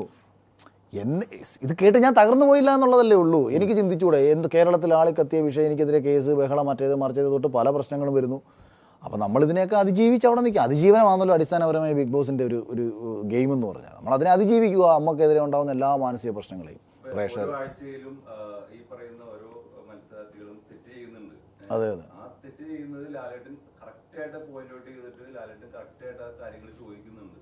അത് അതിൻ്റെ ഒരു വ്യക്തമായ സ്ക്രിപ്റ്റ് ഷോ ഡയറക്ടർ, അതായത് ലാലേട്ടൻ്റെ ഷോ ഡയറക്ടർ തയ്യാറാക്കി വെച്ചിട്ടുണ്ട്. അത് ലാലേട്ടൻ ആ വീഡിയോസ് കാണിച്ചു കൊടുക്കുകയും ചെയ്യും. അത് കാണിച്ചു കൊടുക്കും കേട്ടോ. അതായത് അവർ ചെയ്ത തെറ്റും ഭാഗങ്ങളും കാര്യങ്ങളും ഇന്നതുകൊണ്ടാണ്, ഇതാണ് ലാലേട്ട പ്ലാൻ, ഇതാണ് അവർ ചെയ്തത് എന്ന് പറഞ്ഞിട്ട് ആ സംഭവങ്ങളൊക്കെ കാണിച്ചു കൊടുക്കും. അന്നത്തെ എപ്പിസോഡിൽ അദ്ദേഹം പറയേണ്ട എല്ലാ വിഷ്വൽസും അദ്ദേഹം കണ്ടിട്ടുണ്ടാവും. പക്ഷേ അതിനെ സപ്പോർട്ട് ചെയ്യുന്ന ഒരു ആക്ടിവിറ്റി അകത്ത് നടന്നിട്ടുണ്ടെന്നുണ്ടെങ്കിൽ ഇവർക്കത് ഒഴിവാക്കാൻ പറ്റും. അതായത് ഒരു മത്സരാർത്ഥിയെ നെഗറ്റീവ് ആക്കുന്ന സമയത്ത് അയാൾക്ക് തന്നെ അവിടെ ഒരു ശരിയുണ്ടാവും. ഇപ്പോൾ കഴിഞ്ഞ സീസണിൽ എന്നെ നെഗറ്റീവാക്കി സംസാരിക്കുന്ന സമയത്ത് എന്തുകൊണ്ട് ഞാൻ പോസിറ്റീവായെന്ന് ചോദിച്ചാൽ എൻ്റെ പോസിറ്റീവ് ആക്ടിവിറ്റി അപ്പുറത്ത് പിന്നീട് എന്നെ ഇഷ്ടപ്പെടുന്ന ആൾക്കാർ കട്ട് ചെയ്ത് പ്രേക്ഷകരെ കാണിച്ചത് കൊണ്ടാണ്. അയ്യോ അങ്ങനെ അപ്പോൾ ആ പ്രേക്ഷകർക്ക് ഒരു ക്ലാരിറ്റി വരും. പുള്ളി അന്നേരം അങ്ങനെ ചെയ്തെങ്കിൽ പിന്നീട് പുള്ളി പോയി തിരുത്തിയിട്ടുണ്ട്. പുള്ളി അവിടെ പോയി ശ്രുതി എടുത്ത് പുള്ളി പോയി കിടന്ന് ബഹളം ഉണ്ടാക്കി. അവരിപ്പോൾ ഭയങ്കര കമ്പനിയാണ്, അത് പ്രശ്നമൊന്നും ഇല്ല. അത് കാണിക്കാതിരുന്നാൽ നമ്മളെ കുഴപ്പക്കാരനായിട്ടേ കാണത്തുള്ളൂ. നമ്മുടെ ഈ നെഗറ്റീവായിട്ടുള്ള ആറ്റിറ്റ്യൂഡോ നെഗറ്റീവ് നേച്ചേഴ്സോ മാത്രം പുറത്തേക്ക് കാണിക്കുമ്പോൾ പ്രേക്ഷകരും വിചാരിക്കും ഇവൻ ഇതാണെന്ന്. അതാണ് ഞാൻ പറഞ്ഞത്, ഈ ഇവർക്ക് വേണമെങ്കിൽ ഒരാളെ അത്തരത്തിൽ പോർട്രേറ്റ് ചെയ്യാം. എന്നെയൊക്കെ അങ്ങനെ തന്നെയാണ് ചെയ്തത്. കഴിഞ്ഞ സീസൺ കണ്ട എല്ലാവർക്കും അതറിയാം. നമ്മളെ നെഗറ്റീവ് ആക്കാൻ തന്നെ ശ്രമിച്ചത്. എങ്ങനെ കയറി അങ്ങ് പോസിറ്റീവ്, ആരുടെയോ കാലൊക്കെയാണ്. അപ്പോൾ ലാലേട്ടന് ഇവർ അത്തരം ചോദ്യങ്ങൾക്കുള്ള വീഡിയോസ് കാണിച്ചു കൊടുക്കുന്നുണ്ട്. തന്നെയായിരിക്കും അദ്ദേഹം പറയുന്നത്. അതെ പറയുന്നില്ല. അടുത്ത വീഡിയോ. നമസ്കാരം. ബിഗ് ബോസ് എന്ന ഷോയിലൂടെ താങ്കൾ എന്ത് മെസ്സേജാണ് ജനങ്ങൾക്ക് നൽകാൻ ആഗ്രഹിക്കുന്നത് അല്ലെങ്കിൽ ജനങ്ങൾക്ക് എന്ത് മെസ്സേജാണ് ഇത് മുഖാന്തരം ലഭിക്കുന്നത്? എന്റർടൈൻമെന്റ് ആണോ അതോ വേറെ വല്ലതുമാണോ? അതായത് അടിസ്ഥാനപരമായിട്ട് ഇതൊരു ഷോയാണ്. ഏതൊരു ഷോയുടെയും ലക്ഷ്യമെന്ന് പറയുന്നത് പ്രേക്ഷകർക്ക് എൻ്റർടൈൻമെൻറ്റ് കൊടുക്കുക എന്നുള്ളതാണ് ഏതൊരു ഷോയുടെയും ലക്ഷ്യം. നമ്മൾ സിനിമ കാണാൻ പോകുന്നതും നമ്മൾ ഉത്സവപ്പറമ്പുകളിൽ ഗാനമേള കേൾക്കാൻ പോകുന്നതും ഒന്നും തന്നെ നമുക്ക് ഒരു മെസ്സേജ് കിട്ടാനുമല്ല. ലോകത്ത് അങ്ങനെ ഒരു മെസ്സേജും ഒരു സിനിമയിൽ നിന്ന് കൊടുത്താൽ ഇതൊട്ട് ആരും ഏറ്റുപിടിച്ച ചരിത്രവും ഇല്ല. അതുകൊണ്ട് സന്ദേശം എന്നതിന് വേണ്ടിയിട്ടല്ല. പക്ഷേ ബിഗ് ബോസിൽ നിന്ന് ഒരുപാട് ഒന്ന് വിചാരിച്ചാൽ പഠിക്കാൻ പറ്റും നമുക്ക്. വേണമെങ്കിൽ ഈ ഷോ കറക്റ്റായിട്ട് പോയാൽ നമുക്ക് ഒരുപാട് പഠിക്കാൻ പറ്റും മറ്റുള്ള ഏത് കാര്യത്തെക്കാട്ടിയും. അവിടെ ഞാൻ പറഞ്ഞത് ഇത് സമൂഹത്തിൻ്റെ പ്രതിഫലനമാണെന്ന് ഞാൻ പറഞ്ഞതാണ്. ഇപ്പോൾ ഒരു പൊളിറ്റിക്കലി കറക്റ്റായിട്ടുള്ള കാര്യങ്ങൾ ചെയ്യുന്ന ഒരാൾ അകത്ത് വെച്ചിട്ട് ഇപ്പോൾ എന്തുകൊണ്ടാണ് ഇപ്പോൾ കഴിഞ്ഞ സീസണിൽ നാദറ വന്നതിന് ശേഷം ട്രാൻസ് കാറ്റഗറിയിൽപ്പെട്ട ആൾക്കാരെ തന്നെ ജനം കണ്ടത് വളരെ സ്നേഹത്തോടു കൂടിയാണ്. കാര്യം നാദറയിലൂടെ ഒരുപാട് ട്രാൻസ് വുമണ് ജനങ്ങൾക്കിടയിൽ വലിയ സ്വീകാര്യത ലഭിച്ചു. അതായത് നമ്മൾക്കിടയിൽ മനുഷ്യർ ആൺ പെണ്ണ് മാത്രമുണ്ടെന്ന് കരുതുന്ന ആൾക്കാർക്കിടയിൽ നമ്മൾക്കിടയിൽ വലിയ വിഭാഗം ആൾക്കാരുണ്ടെന്ന് റിയാസിലൂടെ കേരളത്തിൽ ചർച്ച ചെയ്യപ്പെടുത്തി. ഹൗസിനുള്ളിൽ നടത്തുന്ന ഓരോ ആക്ടിവിറ്റീസിലെയും ശരിതെറ്റുകളെ ഒരു വീട് എങ്ങനെ കൊണ്ടുപോകുമ്പോൾ ഇപ്പോൾ എൻ്റെ വീട്ടിൽ എൻ്റെ മക്കൾ എന്നെ ഇടയ്ക്കിടയ്ക്ക് വന്ന് വഴക്ക് പറയും, ഫാൻ എന്താ ഇട്ടേക്കുന്നത്. കാരണം ഞാൻ പിള്ളേരടുത്ത് പറയും പുറത്തിറങ്ങിയാൽ ഫാൻ ഓഫ് ചെയ്തേക്കണം, ലൈറ്റ് ഓഫ് ചെയ്തേക്കണം. ഞാനത് ചെയ്താൽ എന്നെ ഒന്ന് ചോദ്യം ചെയ്യും, അച്ഛാ ഇങ്ങോട്ട് കയറുക, അതെ തന്നെ അവിടുത്തെ ഫാൻ ഇട്ടേക്കുന്നത്, ആ മര്യാദയ്ക്ക് പോയി ഓഫ് എന്ന് എൻ്റെ പിള്ളേർ എന്നോട് പറയും. ഇത് ഹൗസിനുള്ളിൽ നിന്ന് വേണമെങ്കിൽ ഒരാൾക്ക് പഠിക്കാം. ഹൗസിനുള്ള ഓരോ വീടിൻ്റെ ആക്ടിവിറ്റീസും ഓരോരുത്തരാണ് ചെയ്യുന്നത് ഓരോ ദിവസവും. എന്തുകൊണ്ട് നമ്മുടെ വീടിൻ്റെ ആക്ടിവിറ്റീസ് ഒരു ദിവസം ഭർത്താവ് ചെയ്താൽ പിറ്റേന്ന് ഭാര്യയ്ക്ക് ചെയ്തുകൂടാ, പിറ്റേന്ന് മക്കൾക്ക് ചെയ്തുകൂടാ? കുടുംബം കൊണ്ട് നടക്കേണ്ട ഉത്തരവാദിത്വം സ്ത്രീക്ക് മാത്രമല്ലല്ലോ. ഇപ്പം സ്ത്രീ അടുക്കളയിൽ നിന്ന് മാത്രം ജോലി എടുക്കണമെന്ന് കരുതുന്ന ഒരു കാഴ്ചപ്പാട് നമുക്കുണ്ടായിരുന്നല്ലോ. അപ്പം ബിഗ് ബോസ് കാണുകയാണ്, അവിടെ നോക്കുമ്പോൾ പലരും ഓരോരുത്തർക്കും ഓരോ ദിവസം ഡ്യൂട്ടി. അതേ കണക്ക് നമ്മളെ വീട്ടിൽ നമുക്ക് ചെയ്തുകൂടെ? അതുപോലെ ചില കാര്യങ്ങൾ ചെയ്യുന്ന സമയത്ത് ഉണ്ടാകുന്ന പ്രശ്നങ്ങളെ ആ ഹൗസിനുള്ളിലെ ഒരു വിഭാഗം പേർ ഏറ്റെടുക്കുന്ന വിഷയം എന്താണെന്നും പുറത്ത് വലിയൊരു ജനത ഏറ്റെടുക്കുന്ന വിഷയം എന്താണെന്നും നമ്മൾക്ക് നോക്കി മനസ്സിലാക്കാൻ പറ്റുന്നു. ശരി ഏതാണെന്ന് നമുക്കവിടെ തിരിച്ചറിയാൻ പറ്റുന്നു. എന്ത് ചെയ്യുമ്പോഴാണ് ജനം നമ്മളെ ഇഷ്ടപ്പെടുന്നതെന്ന് നമുക്ക് മനസ്സിലാക്കാൻ പറ്റുന്നു. പ്രത്യേകിച്ച് യാതൊരു പ്ലാനോ കാര്യങ്ങളോ ഒന്നുമില്ലാതെ നമ്മുടെ ജീവിതത്തിലേക്ക് അപ്രതീക്ഷിതമായിട്ടൊരു കാര്യം കയറി വന്നാൽ, ഒരു പ്രശ്നമുണ്ടായാൽ അതിനെ നമ്മൾ എങ്ങനെ അതിജീവിക്കുമെന്ന് നമ്മൾ ഇവരുടെയൊക്കെ കാര്യങ്ങൾ കാണുമ്പോൾ നമുക്ക് മനസ്സിലാകുന്നു. അതിലെല്ലാം ഉപരി ഈ വന്നിട്ടുള്ള എല്ലാവർക്കും ഒരു ലൈഫ് സ്റ്റോറി ഉണ്ടാവും. ആ ലൈഫ് സ്റ്റോറിയെ ഇവരെങ്ങനെ അതിജീവിച്ച് ഇവിടം വരെ എത്തി, അതിൽ നിന്ന് പ്രചോദനം ഉൾക്കൊള്ളാൻ പറ്റും. അപ്പോൾ ഇങ്ങനെ കുറേ കാര്യങ്ങൾ നമുക്ക് പഠിക്കാൻ പറ്റും. ഇനി ഇതിനേക്കാളെല്ലാം ഉപരി വേറൊരു കാര്യം ഞാൻ പറയാം. ഇപ്പോൾ എന്നെ എന്തുകൊണ്ട് ജനം ഇഷ്ടപ്പെട്ടു? ഞാൻ ചെയ്യുന്ന കാര്യങ്ങൾക്ക് സത്യമുണ്ടെന്ന് ഉറച്ച് വിശ്വസിച്ച് ഞാൻ മുന്നോട്ട് പോയപ്പോൾ എന്നെ ഹൗസിലുള്ള എല്ലാവരും എതിർത്തു. പക്ഷേ ആര് എന്നെ സപ്പോർട്ട് ചെയ്തു? പുറത്ത് കണ്ടുകൊണ്ടിരുന്ന പ്രേക്ഷകർ. നമ്മുടെ ജീവിതത്തിൽ നമ്മളിങ്ങനെ ചെയ്തു കഴിഞ്ഞാൽ നമ്മളെ ആര് കാണുമെന്നങ്ങ് ചുമ്മാതെ ചിന്തിച്ചേക്കുക, ദൈവം കാണുമെന്ന് ചിന്തിച്ചേക്കുക. നമ്മൾ ചെയ്യുന്ന എല്ലാ നല്ല പ്രവൃത്തിയെയും ഒരു തേടായി, ഈ തേടയായിരുന്നല്ലോ പ്രേക്ഷകർ. ബിഗ് ബോസിൽ എൻ്റെ ദൈവമായിരുന്നു പ്രേക്ഷകർ. അവരായിരുന്നു എന്നെ വിലയിരുത്തിയത്. അതേപോലെ എൻ്റെ പുറത്തുള്ള ജീവിതത്തിൽ പ്രേക്ഷകർ ദൈവം എന്ന് പറയുന്നൊരു തേടയ്ക്ക് നമ്മൾ വിട്ടുകൊടുക്കുക. ഒരുത്തനെയും ചതിക്കാതെയും പറ്റിക്കാതെയും സത്യത്തിനൊപ്പം നിന്നുകൊണ്ട് നമ്മൾ മുന്നോട്ട് സഞ്ചരിക്കുക. അപ്പം നമുക്ക് നല്ലതുണ്ടാകുമെന്നുള്ള ഉറച്ച വിശ്വാസം ബിഗ് ബോസിലൂടെ ഞാൻ പറയുന്നത്. ഇങ്ങനെ ഒരുപാട് കാര്യങ്ങൾ പഠിക്കാൻ പറ്റും. പക്ഷേ അതിന് പോയിരുന്നിട്ട് ഇത് കാണിച്ചാൽ ആൾക്കാർക്ക് ഒന്നും കിട്ടാൻ പോകുന്നില്ല. തീർച്ചയായിട്ടും അഖില് കുറേ കാര്യങ്ങൾ പറഞ്ഞു. എങ്കിലും ഇപ്പോഴും അഖില് വാദിക്കുമ്പോഴും ഞാൻ അഖിലിനോട് സപ്പോർട്ട് ചെയ്യാത്ത, പേര് വെളിപ്പെടുത്താത്തതുകൊണ്ട് അഖിലിനോട് എനിക്കൊരു കാരണവശാലും ഈ പറയുന്നതിൽ യോജിക്കാൻ കഴിയുന്ന ഒരു വ്യക്തിയല്ല. പേഴ്സണലി ഞാൻ പറയുകയാണ്. കാരണം അഖില് പേര് പറയാൻ ബാധ്യസ്ഥനാണ്. അഖില് പേര് പറയുമെന്ന് ഒത്തിരി ആളുകൾ നമ്മളോട് ചോദിക്കുന്നുണ്ട്. അഖില് നേരത്തെ പറയുന്നത് അത് ആരുടെയെങ്കിലും പേര് പറഞ്ഞാൽ ഇവരെ തിരിച്ചറിയില്ല എന്നും, ഇവരെ തിരിച്ചറിയുന്ന സമൂഹമുണ്ട്, ഇവരെ തിരിച്ചറിയുന്ന ഫോട്ടോ ഉണ്ട്, അത് വെബ്സൈറ്റിൽ കയറിയാൽ കിട്ടും. നിങ്ങൾ പേര് പറഞ്ഞാൽ മാത്രമുള്ളൂ ആളുകൾക്ക് കയറി നോക്കാൻ കഴിയുള്ളൂ. നിങ്ങൾ പേര് പറയാത്തത്ര, നിങ്ങൾ തെളിവ് തരാത്തത്ര കാലം എന്നെ സംബന്ധിച്ചോളം എന്നെ സംബന്ധിച്ചോളം താങ്കൾ പറയുന്നത് പൂർണ്ണമായിട്ട് വിശ്വസിക്കാൻ ഞാൻ തയ്യാറല്ല. 1% പോലും വിശ്വസിക്കരുത്. പൂർണ്ണമായിട്ട് ഞാൻ തയ്യാറല്ല. അതുകൊണ്ട് തന്നെയാണ് പറയുന്നത് പേര് പറയാൻ ആർജവം കാണിക്കണം. അഖിൽ ആർജവം കാണിക്കണം എന്ന് ഞാൻ വീണ്ടും പറയുന്നത് അതുകൊണ്ടാണ്. എൻ്റെ അഭിപ്രായം, ഞാൻ ഈ ഒരു ആരോപണം ഉന്നയിക്കാൻ ഉദ്ദേശിച്ചപ്പോൾ എൻ്റെ ഉള്ളിലുണ്ടായിരുന്നത് ഈ ചാനലിൻ്റെ പിന്നിൽ നിന്ന് ചാനലിൻ്റെ ഉള്ളിൽ നിന്നുകൊണ്ട് ഈ ഷോയിലേക്ക് വരുന്ന മത്സരാർത്ഥികൾക്കെതിരെ കളിക്കുന്ന എല്ലാ നെറുകേടുകളും ചെയ്യുന്ന 2 പേർ ഈ ഷോയ്ക്കുള്ളിലുണ്ട് എന്ന് എനിക്ക് വ്യക്തമായിട്ടറിയാം. ആ 2 പേര് കാണിക്കുന്ന തെമ്മാടിത്തരങ്ങൾ, ഇന്നലകളിൽ കാണിച്ച തെമ്മാടിത്തരങ്ങളും എനിക്കറിയാം. ഇപ്പോൾ ലേറ്റസ്റ്റ് ആയിട്ട് കാണിച്ചൊരു തെമ്മാടിത്തരത്തെയാണ് ഞാൻ ചോദ്യം ചെയ്തത്. അതുകൊണ്ട് തന്നെ ഇവരെ ചാനലിനുള്ളിൽ ചൂണ്ടിക്കാണിക്കുക, അല്ലാതെ വേറൊരു ഓപ്ഷനില്ല. ഇവരെ പൊതുസമൂഹത്തിൽ ഇട്ട് കൊടുത്താൽ നാളെ ഇവർ കരുത്തരായിട്ട് തന്നെ ഇതിനകത്തുണ്ടെങ്കിൽ ഞാൻ നാറിപ്പോത്തേ ഉള്ളൂ. എൻ്റെ ഉദ്ദേശമെന്ന് പറയുന്നത് ഇതിൻ്റെ ഉത്തരവാദിത്തപ്പെട്ട ഏഷ്യാനെറ്റിൻ്റെയോ എൻ്റെ മോൾ ഷൈൻ്റെയോ അല്ലെന്നുണ്ടെങ്കിൽ ആ ബിഗ് ബോസിൻ്റെ അണിയറ പ്രവർത്തനം ഉത്തരവാദിത്തപ്പെട്ട ആൾക്കാർ അഖിൽമാരാർ പറഞ്ഞതിന് എനിക്ക് വിലയൊന്നും തരണ്ട, അതിനെ സപ്പോർട്ട് ചെയ്യുന്ന പ്രേക്ഷകരുണ്ടെന്നുണ്ടെങ്കിൽ ആ പ്രേക്ഷകരുടെ സംശയത്തെ മാനിച്ചുകൊണ്ട് ഇവരുമായി ബന്ധപ്പെട്ടിട്ടുള്ള കാര്യങ്ങളിൽ ഒരു അന്വേഷണം വെക്കാനോ ആ അന്വേഷണത്തിൻ്റെ ഭാഗമായിട്ട് മറുപടികൾ കേൾക്കാനോ ആഗ്രഹിക്കുന്നുണ്ടെന്നുണ്ടെങ്കിൽ അഭിമാനത്തോടുകൂടി ആർജവത്തോടുകൂടി അവരെടുത്ത് പോയിട്ട് ഞാൻ പറയും ഇന്ന ആൾക്കാരാണെന്ന് ഞാൻ പറയും. ഇനി പൊതുസമൂഹത്തോട് പറയേണ്ട ഒരു സാഹചര്യം എനിക്ക് വരുന്ന എപ്പോഴാണെന്ന് ചോദിച്ചാൽ, 1 എനിക്കെതിരെയുള്ള വ്യക്തമായിട്ടുള്ള കാരണമാവണം.